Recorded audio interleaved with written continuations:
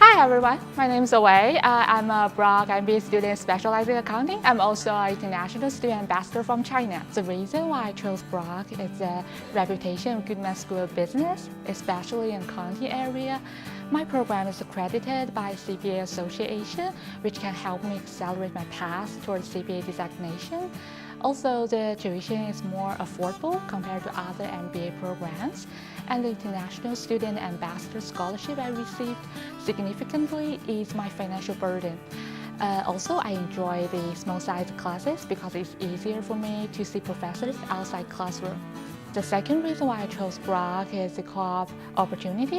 It provides me a great platform to gain Canadian work experience that I didn't have before. The co-op office helped me polish my resume cover letter and provided a mock interview appointment to prepare me for my job interview.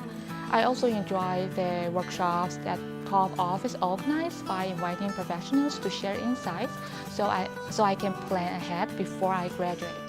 Last but not least, St. Catharines is a quiet and safe place to keep me focused on my study, but it's still close enough to GTA area to utilize the convenience and more job opportunities.